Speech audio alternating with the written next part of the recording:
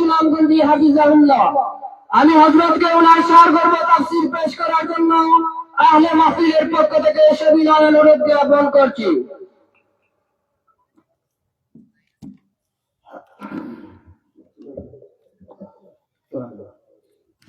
এটা বাচ্চি হয়েছে না, আমি লম্বা হয়ে গেছি, চেয়ারে লম্বা হয়েছে।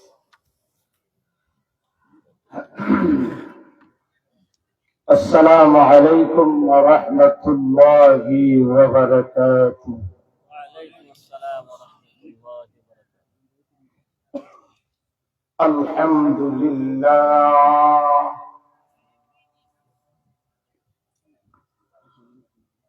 আলহামদুলিল্লাহিল্লাযী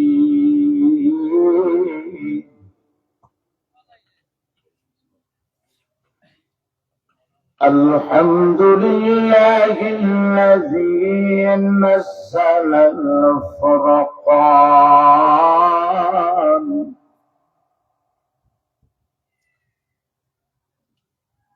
نزل الفرقان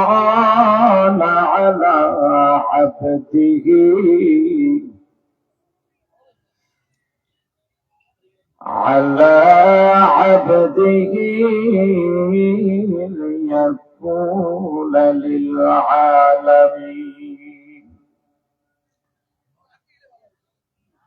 ليكون للعالمين نذيرا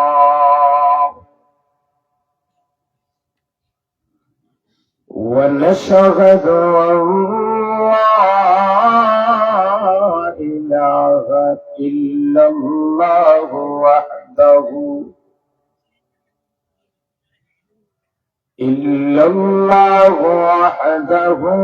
لا شريك له ونشهد أن سيدنا وحبيبنا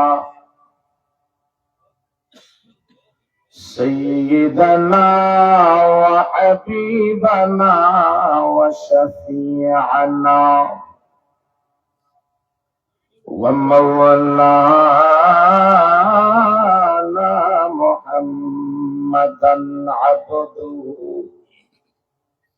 عبده ورسوله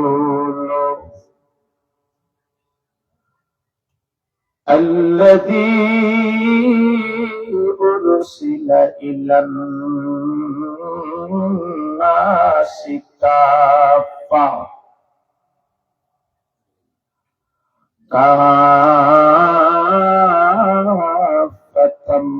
بشيرا ونذيرا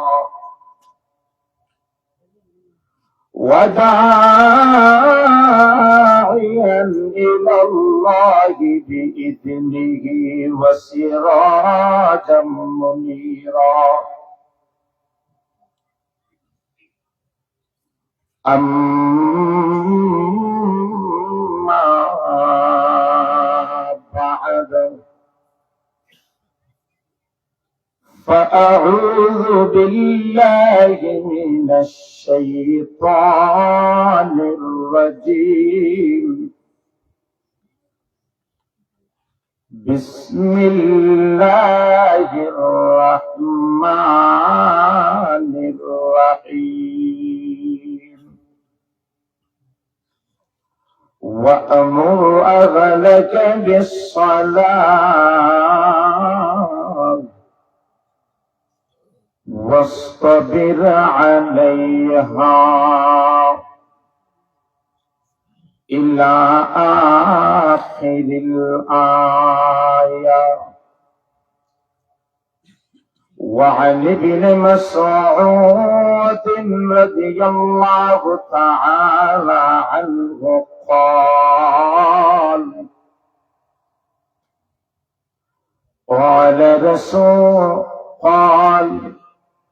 سألت النبي صلى الله عليه وسلم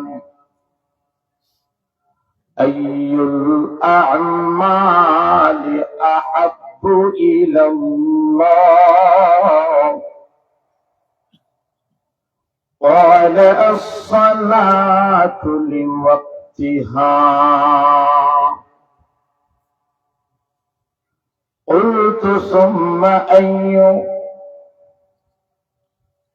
قال بر الوالدين قلت ثم أي قال الجهاد في سبيل الله أو كما قال عليه الصلاة والسلام صلى الله على سيدنا ومولانا محمد وعلى সারা আমার মনে কথা আছে দায়িত্ব সারা আমার দায়িত্ব সবাই আওয়াজটা বলুক নবীর শানে দুরূদ শরীফ পড়াইব আর আমরা মুখ কাটাই হইয়া থাকবো না এটা নবীর শানে বেয়াদবি যখন ঠিক না সাধারণ জনসমাবেশে যদি যাই সবাই যদি হইল মুখের মার্কা কি মুখের মার্কা কি আর আপনার যদি জন্য যদি মুখ আটাই হইয়া তখন আছে যে লিডার আছে পার্টি লিডার এ তাপ্পা বড় হইব ধরে বাড়া দিয়ে আনছি ও কারণে যখন ঠিক না আমরা আল্লাহ কথা শুনতাম নবীজির শানে কথা শুনতাম আর নবীদের দ্রুত যদি ইন্ট্রোডাকশনে যদি আপনারা মুখ আড়াইয়া হইয়া থাকেন তাহলে বাকি লাস্টে আলোচনায় কি পরিমাণ আপনারা মুখ খুলবা এটা প্রথমেই বোঝা যায় যখন ঠিক না আমরা সুনামগঞ্জের ভাষা হয় একবার তো টিফা দিলে সারা দেশের ভাষার খবর পাওয়া যায় যখন ঠিক না ওখানে আপনারা প্রথম থেকে আওয়াজ দিতে পারবেন তো ইনশাআল্লাহ সবাই দুরূদ শরীফ মহব্বতে পড়ো করা সাল্লাল্লাহু আলা সাইয়্যিদিনা ওয়া মাওলানা মুহাম্মদ ওয়া আলা আলিহি ওয়া আসহাবিহি ওয়া সাল্লাম بلغ العلا بكماله كشف الدجى بجماله حسنت جميع خصاله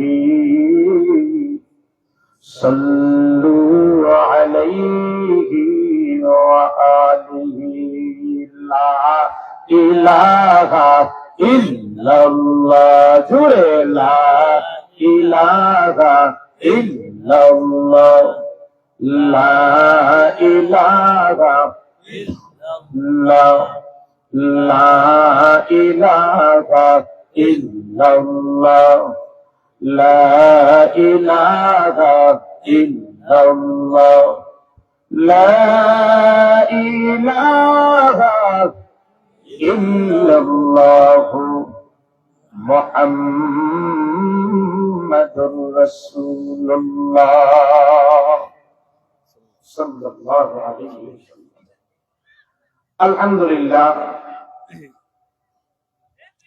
ঐতিহ্যবাহী জামিয়া আনোয়ারুল কোরআন রুস্তমপুর খাদিমনগর শাহপরান সদর সিলেটের উদ্যোগে আজকের এই বার্ষিক সমাপনী অধিবেশনের সম্মানিত সভাপতি সাহেব দামাত বারাকাতুহু, উপস্থিত জাতির কর্ণধার উলামায়ে কেরাম এবং বিশেষ করে আমার অভিভাবক মুআত্তা ইবনে মালিক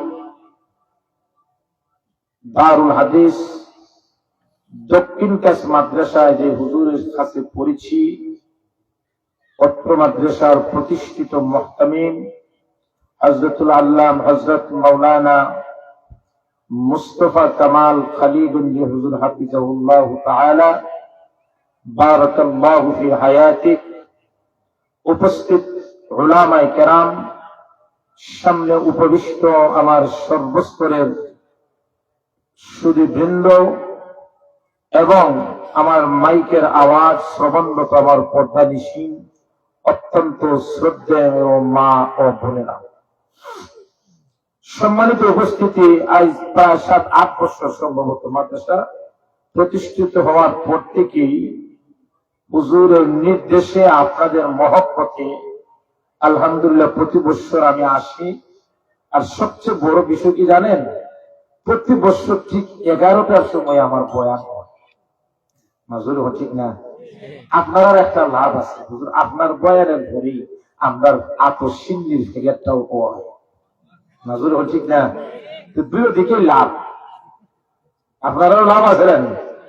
যেহেতু সিন্নির সাথে আমার বয়ানের একটা সম্পর্ক আছে, এই হিসাবে আপনারও আলহামদুলিল্লাহ আমার খুব মায়া হল। বাস্তবে সিন্নির কারণে না, বরং কোরআনের কারণে। নজর ঠিক না? যারা ঠিক কইছে না এরাও সিন্নির কারণে। জোরখন ঠিক না বেশি?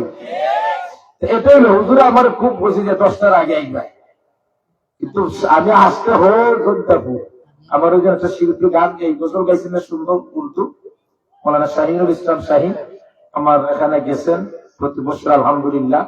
খুব ইসলামী সঙ্গীত, খুব সুন্দর গান আমার ওয়াজে মাদ্রাসা মসজিদে মাহফিলে মাশাআল্লাহ। তো অনেক যাই হোক, হুজুরে বলছিলেন 10টা, আসতে 10:30। আর আরেকটা বিষয় কিন্তু দুঃখ প্রকাশ না করলেই না, কারণ তারা মনে মনে আমার গান দিতে, বিশেষ করে মহিলারা যার গরু আমার আজকে খালি, আমার ব্রাহ্মণবাড়িয়ার ভাই তাইনের গরু আমার খালি, গত বছর খাইছিলাম। তো তাইনের গরু কিছু মহিলারা অসুস্থ, তাই আমার রিকোয়েস্ট করছেন 2 ঘন্টা যে হুজুর আসার পরেই আপনি আমার গরু খাইয়া এরপরে ওয়াজও যাইবা। একটু ব্রাহ্মণবাড়িয়া ইনশাল্লাহ তাইনের এলাকাটার মতো ওয়াজও গেছিলাম। বাইরে আমি একটু লেট হওয়ার কারণে তাই আমার ফোন দিয়েছে, হুজুর আগে আমার বাসা পাই। আমি বলছি না হুজুর খুঁজে তাড়াতাড়ি দেখতে সময় নাই, আমি তাকে ফাঁকি দেও দিয়েছি। যাই হোক, বাইরে মনে কিচ্ছু নিবেন না। আর মহিলারা যারা শুনতেছেন, আপনারা যারা অসুস্থ, আমরা সবাই দোয়া করি আল্লাহ যেন আপনার সুস্থতা দান করেন, সবাই বলি আমিন। তো সম্মানিত উপস্থিতি, আসলে আমার ভাই মৌলানা শামীম আহমদ শাহ দোলইবাড়ি আমার সম্পর্কে উপস্থাপনা যা বলেছেন, উনি আমার প্রতি ওনার মহব্বত, আমার প্রতি ওনার ভালোবাসার কারণে এই কথাগুলো, বা আমার প্রতি ভালোবাসার বহির প্রকাশ হিসাবে উনি বলেছেন। বাস্তবে আমি অত বড় কোনো আলিম না, অত বড় কোনো মুফাসসির না, আমি সাধারণ এক ব্যক্তি, না ইলম না আমল আমার আছে। এরপর আপনাদের মহব্বতে হুজুরে বলেন যেখানে মানুষ খাইলে আপনার কথা হইল এরকম, এটাই আমার জিন্দগির বড় ছাওয়া। হুজুর এখন ঠিক আছে, এটাই আমার জিন্দগির সবচেয়ে বড় ছাওয়া। আমার হুজুর বেয়াদবি হয়ে যাবে, আমার হুজুর আমার উপস্থাপনা করেছেন, যার কাছে আমি হাদিসের কিতাব মুআত্তা ইবনে মালিক হয়েছি, হুজুর আমার উপস্থাপনা করেছেন। আমি মনে করি আমার জিন্দগির, আমার 16 বছরের লেখাপড়া, আলিফ বা তা যাই শিখছি, হাদিসের যতটুকু শিখছি, মনে করি আমার জিন্দগির সবচেয়ে বড় সার্থকতা এটাই। না আপনারা তো হিংসা হইতেছে নাজুর ঠিক না ঠিক? আর হুজুর ছাত্র জমানা থেকে আমাকে, বিশেষ করে সব ছাত্রদেরকে হুজুর তাআল্লুক বেশি থাকতো খালিগঞ্জি হুজুরের সাথে।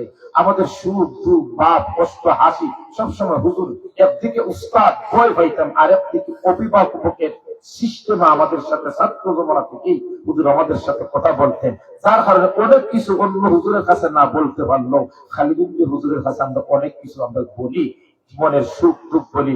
বিশেষ করে মাসলা মাসাইলের ক্ষেত্রে, তালাকের মাসলার ক্ষেত্রে এখনো যদি কোনো সমস্যা সম্মুখীন হয়, তার সুদারা 3টা হইলে হুজুর আগে ফোন দিই, হুজুর এটা সমাধান আপনি দিতে হইব। মাশাআল্লাহ, হুজুর ফোনের মাধ্যমে আমাদের সমাধান করে দিন।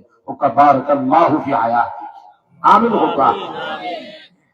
যাক মুহতারাম হাজিরিন, আল্লাহ রাব্বুল আলামিন আমারে আপনারে এই শীতের মৌসুমে খোলা আকাশের নিচে জমিনের উপরে কনকনে কুয়াশা পড়ে এই অবস্থায় আরামের বিছনা পরিত্যাগ করিয়া এই যে ঠান্ডার মধ্যে আপনারা বসে রয়েছেন, আচ্ছা বলুন তো আমাদের চেহারা দেখার না কোরআনের মহব্বতে?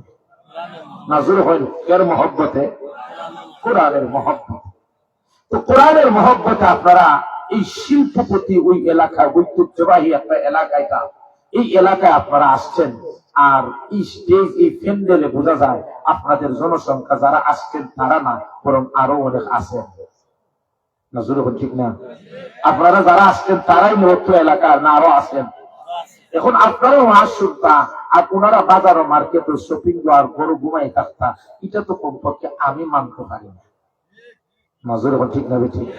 এখন আপনারা দাবি কি? আপনারা যারা আইসুন তারাই ওয়াজ শুনতা আর সিংহ ভেগে দুটা করে লইয়া দিতে ওখানে না? তারা সব আইতা জোরে হোক, তারা সব আইতা।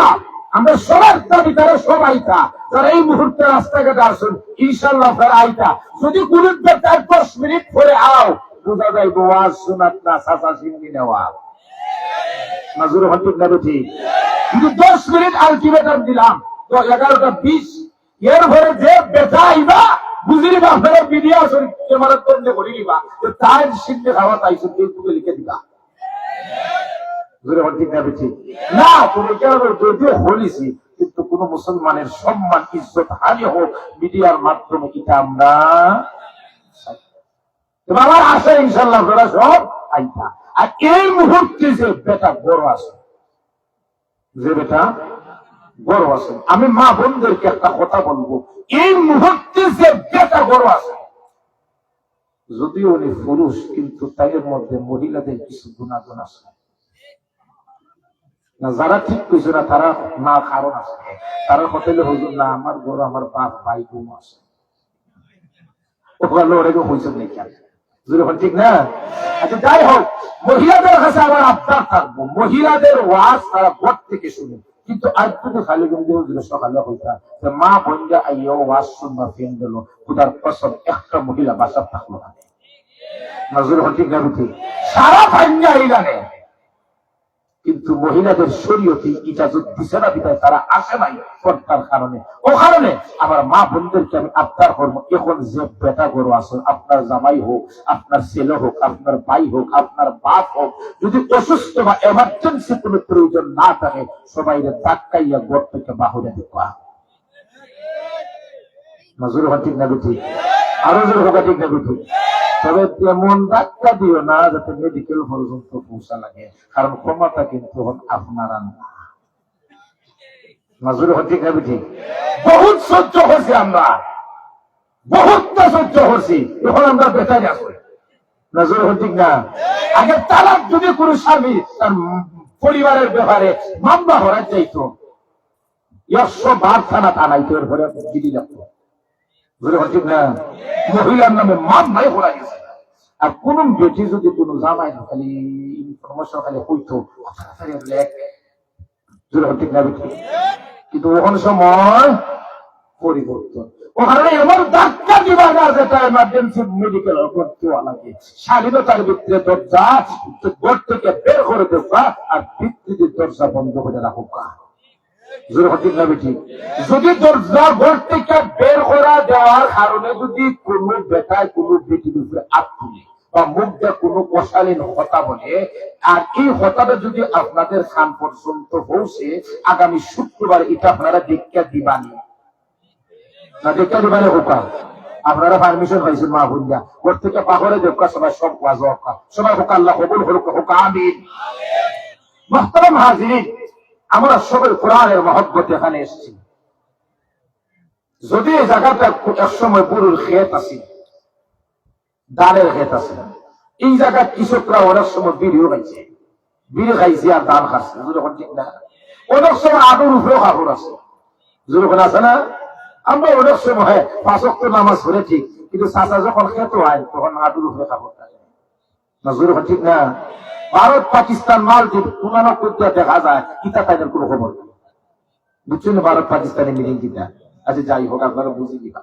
কিন্তু নামাজ যেভাবে ফরজ আদু ঘুরা ও প্রত্যেকটা মানুষের জন্য ফরজ, ঠিক না ঠিক? দৈনিক 5 ওয়াক্ত নামাজ ফরজ, কিন্তু আটু গুড়া নাভি থেকে নিয়ে পুরুষের হাঁটুর নিচ পর্যন্ত 24টা ঘন্টা দেখা ফরজ, ঠিক না? যাই হোক, এটা একটা মাঠ আছে, এখানে অনেক খেলাধুলা করে, অনেক ব্যাডমিন্টন করে, কিন্তু আজ যখন শুরু থেকে এই মাঠ কোরআনের তেলাওয়াতের মাধ্যমে শুরু হয়ে গেছে, এখন আমি আপনি কোরআনের ভাষায় এটাকে আর মাঠ বলতে পারি না। ঠিক না? এটা কি এখন মাঠ রয়েছে? আল্লাহর নবী ফরমান ইদা মারারতুম বিদিয়াবিল জান্নাহ ফারতাউ। আল্লাহর নবী ফরমান, ও আমার সাহাবায়ে কেরাম, দুনিয়ায় বিচরণ করার সময় যদি জান্নাতের কোন বাগান দেখো, তখন সেখানে তোমরা অবস্থান করো। সাহাবায়ে কেরাম বললেন, ইয়া রাসূলুল্লাহ, ইয়া হাবিবাল্লাহ, দুনিয়ার জান্নাতের বাগান কোনটি? আল্লাহর নবী ফরমান, হিলাকুজ যিক, যে জায়গায় আমার আল্লাহর জিকির হয়, যে জায়গায় আমার আল্লাহর কথাবার্তা হয়, যে জায়গায় কোরআনের আলোচনা করা হয়, এটাই হলো দুনিয়ার জান্নাতের বাগান। এই জায়গা সকাল থেকে এই পর্যন্ত কোরআনের আলোচনা হইতেছে না বাইবেলের আলোচনা হইতেছে? কোরআনের আলোচনা মানেই তো আল্লাহর জিকির, আল্লাহর জিকির। সুতরাং এটাও এখন জান্নাতের বাগান হয়ে গেছে। আর যেই জায়গায় জান্নাতের বাগান স্বীকৃত হয়ে যায়, ওই জায়গার উপরে আল্লাহর খাস রহমত নাজিল হয়। ঠিক না? আল্লাহ নবী বলেন, وَمَجْتَمَعَ قَوْمٌ فِي بَيْتٍ مِّن بُيُوتِ اللَّهِ يَتْلُونَ كِتَابَ اللَّهِ وَيَتَدَارَسُونَهُ بَيْنَهُمْ إِلَّا نَزَلَتْ عَلَيْهِمُ السَّكِينَةُ وَغَشِيَتْهُمُ الرَّحْمَةُ وَحَفَّتْهُمُ الْمَلَائِكَةُ وَذَكَرَهُمُ اللَّهُ فِي مَنْ عِندَهُ। আল্লাহর নবী ফরমান, যে মসজিদে যে আল্লাহর পরি, যে জায়গায় আল্লাহর কিছু বান্দারা আল্লাহর কোরআন তেলাওয়াত করে এবং কোরআন তেলাওয়াত করার পর কোরআনকে নিয়ে গবেষণা করে, আল্লাহর নবী ফরমান, ওই জামাতের উপর আল্লাহর পক্ষ থেকে বিশেষ প্রশান্তি নাযিল হয়। শুধু তাই না, আল্লাহর নবী ফরমান, ওই জামাতটাকে আল্লাহর রহমতে বেষ্টন করে ফেলে, ফেরেশতারা বেষ্টন করে ফেলে। শুধু তাই না, ওয়াযাকারাহুমুল্লাহু ফী মান ইনদাহু, আল্লাহ ওনার নিকটবর্তী ফেরেশতাদের কাছে ওই জামাত নিয়ে গর্ব করে। আমরা এখানে কোরআন তেলাওয়াত হয়, কোরআনের আলোচনা হয়, আল্লাহর রহমত নাজিল হয়, ফেরেশতারা বেষ্টন কইরা আছে, যখন ঠিক না ঠিক এই জায়গায় আমরা আসতে পারছি। সেই জন্য সবাই অন্তরের অন্তঃস্থল থেকে জবান দ্বারা আল্লাহর কালিমাতুশ শুকর আদায় করি। সবাই বলে আলহামদুলিল্লাহ, মাশাআল্লাহ। মুহতারাম হাজিরিন, আমি আলোচনা বেশি লম্বা করব না। 12টা অপরের 12টা মানে অন্য সময় দুইটা আপনারা মোটামুটি আলহামদুলিল্লাহ সিন্নি খাবারের চাহিদা আছে। আমি আপনাদের সামনে পবিত্র কোরআনের একখানা আয়াত আমি তেলাওয়াত করছি। আর আয়াতের সাথে সম্পৃক্ততা রাখিয়া নবীজির অসংখ্য অগণিত হাদিস থেকে একখানা হাদিস আপনাদের সামনে তেলাওয়াত করেছি। আমি চেষ্টা করব কোরআনের এই আয়াত এবং হাদিসের সামনে রেখে আপনাদের সামনে দুই একটা কথা বলার। আল্লাহ যেন আমাকে ইখলাসের নিয়তে, আমাদের সবাইকে যেন আমলের নিয়তে শোনার তৌফিক দেন। আমরা সবাই বলি আমিন। সম্মানিত উপস্থিতি, আল্লাহ আমাকে আপনাকে এই পৃথিবীর মধ্যে সৃষ্টি করেছেন খেত করার জন্য আর ব্যবসা করার জন্য, এই উদ্দেশ্য না। ঠিক না?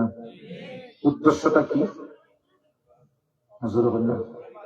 আল্লাহ সৃষ্টি করছেন খেত, আরো সৃষ্টি করছেন খেত, তখন সৃষ্টি যেহেতু আল্লাহ করছেন, ইবাদতটাও করতে হইব আল্লাহ। ওয়ামা খালাকতুল জিন্না ওয়াল ইনসা ইল্লা লিয়াবুদুন। আল্লাহ ফরমান, আমি অসংখ্য অগণিত মাখলুকাত থেকে মানুষ এবং জিন জাতিকে সৃষ্টি করেছি একমাত্র আমার ইবাদত করার জন্য। সৃষ্টি করেছিল ইবাদত করব আল্লাহর। এই ইবাদত করার জন্য পৃথিবীতে আল্লাহ প্রেরণ করেছেন। এখন আমরা অনেক ইবাদত করি। মনে করো ইসলামের ভিত্তি কয়টা? পাঁচটা। ইসলামের ভিত্তি কয়টা? বুনিয়াল ইসলামু আলা খামস, শাহাদাতু আল্লা ইলাহা ইল্লাল্লাহ ওয়া আন্না মুহাম্মাদুর রাসূলুল্লাহ ওয়া ইকামিস সালাহ। ইসলামের স্তম্ভ ভিত্তি পাঁচটা: কালিমা, নামাজ, রোজা, হজ, যাকাত। কয়টা? এখন এই পাঁচটা থেকে যদি কেউ একটা মানে না, তাহলে মুসলমান হওয়া যাইব নিঃসন্দেহে কাফির, নিঃসন্দেহে কাফির। কলিমার পরে, ঈমানের পরে নবীজি বা আল্লাহ প্রথমেই নবীজিকে নামাজের নির্দেশ দেন নাই। প্রথমেই নবীজি সাহাবায়ে কেরামকে ঈমান ঠিক করছেন। ঈমান ঠিক করছেন। যখন দেখছেন সাহাবায়ে কেরামের মধ্যে 100% ঈমান ঠিক, তখনই আল্লাহ এক এক করে ধারাবাহিকভাবে অন্য বিধানগুলা আল্লাহর নবীর উপর ফরজ করেছেন। আগে কি ঠিক করছেন? আগে কি ঠিক করছেন? ঈমান। এরপরে অন্যান্য বিধিবিধান দিয়েছে। ঈমানের পরে সর্বপ্রথম ইবাদত, ঈমানের পরে সর্বপ্রথম ইবাদতের নাম হলো নামাজ। ঈমানের পরে সর্বপ্রথম ইবাদতের নাম কি? নামাজ। এই নামাজটা মুসলমানদের সর্বপ্রথম আমল, ইবাদত। আর এটার গুরুত্ব কয়েকটা দিক দিয়ে অন্য আমলের চেয়ে, অন্য ফরজ বিধানের চেয়ে বেশি। মনে করেন নামাজের কথা আল্লাহ পবিত্র কুরআনে শুধু নামাজের কথায় প্রায় 82 বার আল্লাহ আলোচনা করেছেন। কতবার?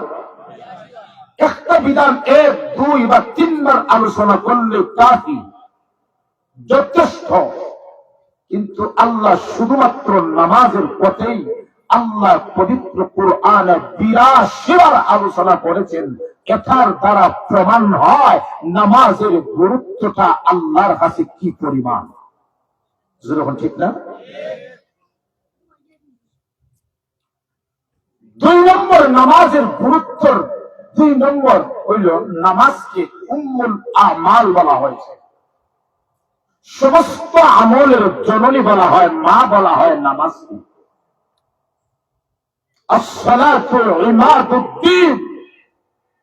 নবীজি বলেছেন নামাজ হলো দ্বীনের স্তম্ভ, খুঁটি। যার নামাজ ঠিক তার সব ঠিক, যার নামাজ বেজাল তার সব বেজাল। ঠিক না? ঠিক। এটা হলো 2টা কারণ বললাম নামাজের গুরুত্ব। 3 নম্বর কারণ হলো নামাজের গুরুত্ব। 3 নম্বর সিস্টেমটা হলো, দেখেন অন্যান্য বিধান, রোজা, হজ, যাকাত, আল্লাহ নবীর কাছে, আল্লাহ জিবরাইল সাল্লাল্লাহু আলাইহি ওয়াসাল্লামের মাধ্যমে নবীর কাছে জমিনের মধ্যে আল্লাহ ফরজ করেছেন। কিন্তু নামাজ আল্লাহ এই জমিনও ফরজ করেন নাই। নামাজটা যখন আল্লাহ নবীর কাছে ফরজ করেছেন, ব্যতিক্রমী একটা সিস্টেম অবলম্বন করে এই জমিন না হরে উপরে সরাসরি আল্লাহর আরশে মুআল্লায় আল্লাহ এবং নবীর সাক্ষাতে কথনের মাধ্যমে আল্লাহ নবী এবং নবীর উম্মতকে আমাদেরকে নামাজটা হাদিয়া হিসাবে ফরজ করেছেন। ঠিক না বেঠিক? মনে হয় 2 দিন পরে আমাদের কাছে আরবি যে মাসটার নাম হইল রজব, আর অধিকাংশ উলামায়ে কেরামের মতে রজবের 27তম তিথি আল্লাহ একটা নবীজির ভ্রমণ করাইছে। আপনাদের দৃষ্টিতে বলুন তো সেই ভ্রমণের নামটা কি? আরো জোরে বলুন না। মেয়ারাজ বললেই কিন্তু এই ভ্রমণটা স্বয়ং সম্পূর্ণ হয় না, বরং আরেকটা এই ঘটনার সাথে সম্পৃক্ত আছে যেটা কোরআন দ্বারা প্রমাণিত, সেটা হল ইসরা। জোরে বলুন নাম কি?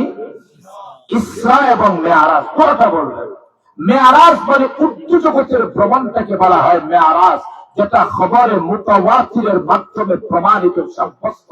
আর ইসরা যেটা, এটা সরাসরি পবিত্র কুরআনের আয়াতের মাধ্যমে প্রমাণিত। যেরকম ঠিক না?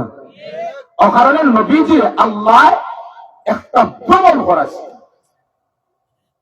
পৃথিবীর মধ্যে সর্বশ্রেষ্ঠ যদি কোনো ভ্রমণ হয়ে থাকে, সেই ভ্রমণটাই হলো নবীজির ইসরা এবং মেয়ারাজ। ঠিক না? আমার কথা আপনারা বুঝেননি, আরেকটু বুঝবা। আমার ও যে যুবক ভাইরা, হ্যালো এক্সকিউজ মি, একটু খাসাই বাবা ভাই, একটু খাসাই মাশাআল্লাহ। দূর হয়েছে তো ওখানে একটু এদিকে মাশাআল্লাহ। আপনারা একটু জমি একটু জমি ফেস টু ফেস, বেশি লম্বা করতাম না, এই ফেস টু ফেস। মাশাআল্লাহ, জাযাকাল্লাহ। মনে মনে গালিও না যে পাক্কা বইয়া গরম হচ্ছিলাম জানি। আয়ুকা মাশাআল্লাহ। এই নামাজ ফরজ করার পদ্ধতিটা হলো দুনিয়ায় না উপরের জগতে? আরো যখন কোন জগতে? কেন আল্লাহ নবীজিকে ভ্রমণ করাইলে এত লম্বা ভ্রমণ কেন? দেখেন, এই ভ্রমণের পূর্বে, হিজরতের পূর্বে মেয়ারাজের ভ্রমণটা হয়েছে। কেন?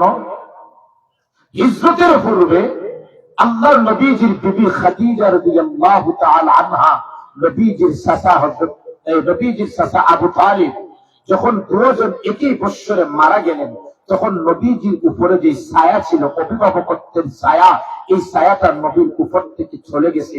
নবী খুব চিন্তিত, নবী খুব মর্মাহত। একই বৎসরে নবীজির সবচেয়ে বড় যে ছায়া ছিলেন, অভিভাবক ছিলেন নবীজির চাচা এবং নবীজির বিবি, একই বৎসর মারা যাওয়ার কারণে নবীজি খুবই ব্যথিত হলেন। আর এইদিকে মক্কার কাফির মুশরিকরা সুযোগ পাইছে, এতদিন মুহাম্মদরে শারীরিক কিচ্ছু করতে পারছি না, তাইলে চাচা ছিল আমার গোত্রের লিডার, এখন তাদের চাচাও নাই, এতদিন কিচ্ছু করতে পারি নাই, কারণ তাদের বিবি খাদিজা ছিলেন শিল্পপতি, তাইনের কাছে অর্থনৈতিক ভাবে আমরা ছিলাম ঋণী, যার কারণে কোনো কিচ্ছু মুহাম্মদকে বলতে পারি নাই।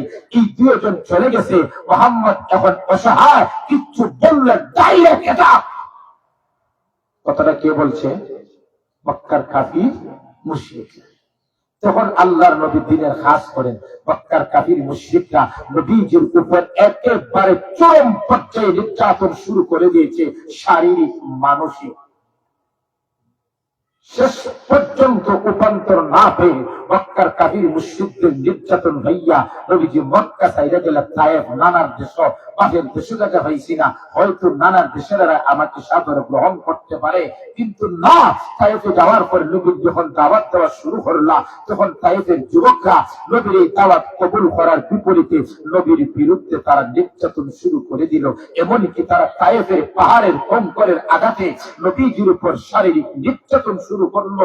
যেই নবীর উপরে মাছ মশা হারাম ছিল, সেই নবী থুতু ফেলে দিলে সাহাবায়ে কেরাম থুতুটাকে হাতে নিয়ে মাথায় দিতেন, শরীর আতর হিসাবে ব্যবহার করতেন। যেই নবী ওযু করলে ওযুর পানিটা সাহাবায়ে কেরাম হাতে নিয়ে ওযুর পানিটাকে ঔষধ হিসাবে পান করতেন।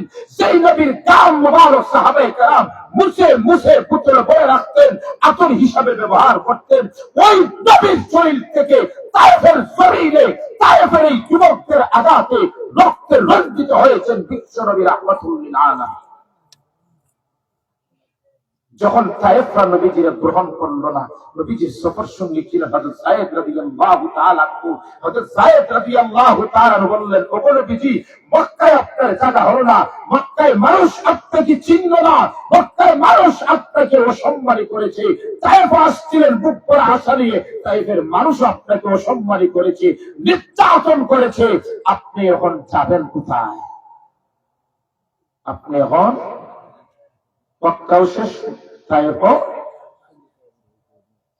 হযরত যায়েদ রাদিয়াল্লাহু তাআলা আনহু নবীজিকে যখন এই প্রশ্ন করে, ওগো নবীজি, মক্কার মানুষ আপনাকে সম্মান দিতে পারে নাই, আপনাকে আপনার জন্মভূমি থেকে বের করে দিয়েছি। মদিন তায়েফে আসছিলেন বুক ভরা আশা নিয়ে, কিন্তু তায়েফের মানুষ আপনাকে সম্মান দেয় নাই, নির্যাতন করেছে। ওগো আল্লাহর নবী, এখন আপনি যাবেন কোথায়? আল্লাহর নবীকে যখন হযরত যায়েদ রাদিয়াল্লাহু তাআলা আনহু যখন এই প্রশ্ন করে, আল্লাহর নবীজি কি কর্তব্যবিমূঢ় হয়ে যান, কি উত্তর দিবেন? বাস্তবেই তো জায়গার কোনো যাওয়া নাই, যাওয়ার কোনো জায়গা নাই, মক্কায় নাই, তায়েফও নাই, ঠিক না বেঠিক? আল্লাহর নবী চিন্তিত উত্তর দেন না। আল্লাহ রাব্বুল আলামিন নবীজিকে জানিয়ে দেন, ওগো নবীজি, মক্কার মানুষ আপনাকে সম্মান দিতে পারে নাই, সম্মান দেয় নাই। তায়েফের মানুষ আপনাকে সম্মান দেয় নাই, আপনাকে জায়গা দেয় নাই। আমি আল্লাহ আপনাকে এমন সম্মান দিব, আমি আল্লাহ আপনাকে এত মর্যাদা দিব, আমি আল্লাহ আপনাকে এমন একটা জায়গায় নিয়ে আসবো, দুনিয়ার কোন নবী রাসূলকে আমি আল্লাহ এত সম্মান দেয় নাই। ঠিক না? আপনি চিন্তিত হবেন না, আপনি